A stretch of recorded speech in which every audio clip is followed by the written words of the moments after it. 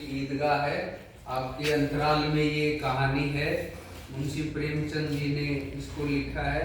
तो इसमें सबसे बड़ी बात ये है कि ईदगाह इसका शीर्षक इसलिए है कि ये ईदगाह के आसपास ही ये सारी घटनाएं होती हैं, इसलिए इसका जो शीर्षक है वो बहुत सोच समझ के और बिल्कुल सार्थक इसको हम मानते हैं कि इसका शीर्षक यही होना चाहिए।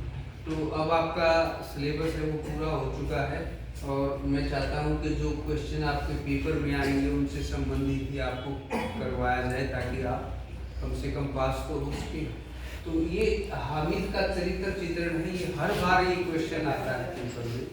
पेपर दिल्ली सरकार से बन के आता है, लेकिन हमारा ये अनुभव है कि हम इतने दिन से पढ़ाते हैं, पेपरों को देखते हैं, तो हमें पता होता है लगभग कौन से आएंगे।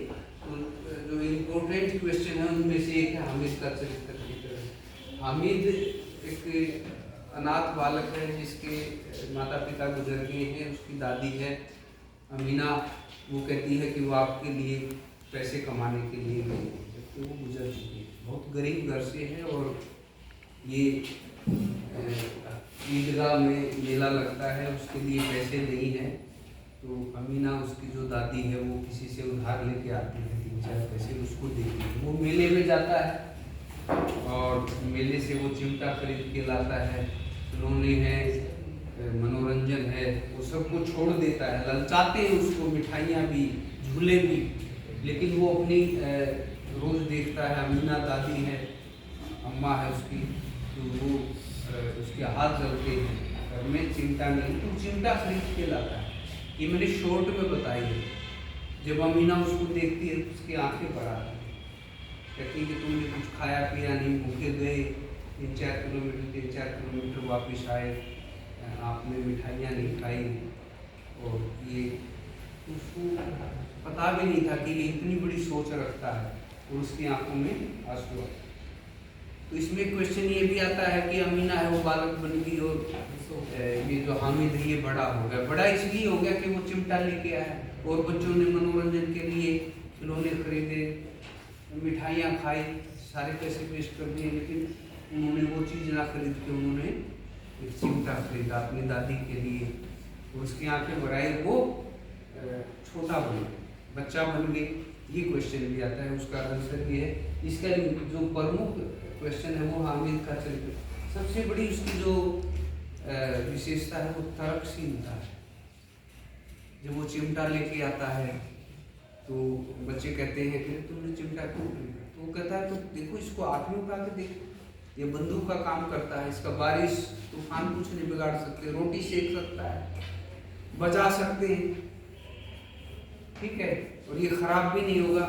और आप अपने सैनिकों से जो वो खिलौने लेके आए थे उसको लड़ा के देखो, आप ये 1 मिनट में इनको तोड़ दिया, बड़ा शक्तिशाली है। तो वो इतनी तर्क देता है कि वो भी ये सोचते हैं यार हमें भी चिमटा ही खरीदना चाहिए। दूसरी उसकी छोटी उम्र में बड़ी सोच है, वो मेले में जाता है, पैसे लेके जाता है, बच्चे और मिठाई पे खराब कर देते हैं, मनोरंजन करते हैं, सारे पैसे ऐसे कर देते हैं, वो उनका यूज कोई नहीं है, वो उनको छोड़ के बड़ी सोच रखता है और वो चिमटा खरीद लेता है। मन तो उसका ललचाता है, लेकिन वो अपने आप को रोक लेता है। उसको हाथ जलते हुए याद आते हैं रोज अपनी दादी के, इसलिए वो चिमटा खरीदता है और छोटी उम्र में बहुत बड़ी सोच रखता है। जिम्मेदार बालक है, कहीं भी लापरवाही नहीं करता है। पूरी कहानी में शुरू से लेकर आखिर तक जहाँ भी उसका वर्णन होता है वो एक जिम्मेदारी निभाता है, चाहे वो चिमटा खरीदना हो, चाहे मेले में जाके अपने आप को रोकना मिठाइयों के लिए, उनके लिए, और उसके बाद उसके जो साथी हैं उसको चिढ़ाते हैं, उससे तर्क करते हैं, उनमें वो उससे जीतता है। ये सब उसको ये दिखाता है कि जिम्मेदार बात है।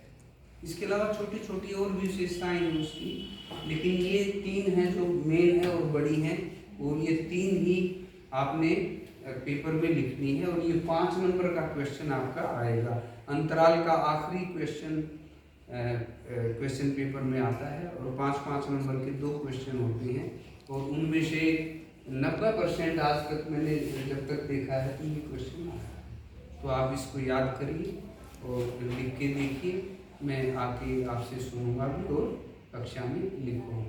थैंक यू, धन्यवाद।